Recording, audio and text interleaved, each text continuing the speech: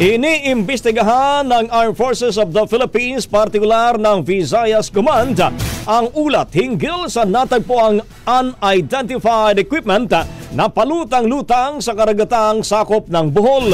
Lahat ng AFP units at forces, partikular na ang Naval Forces Central, may magkakatuwang sa paghahanap ng naturang drone.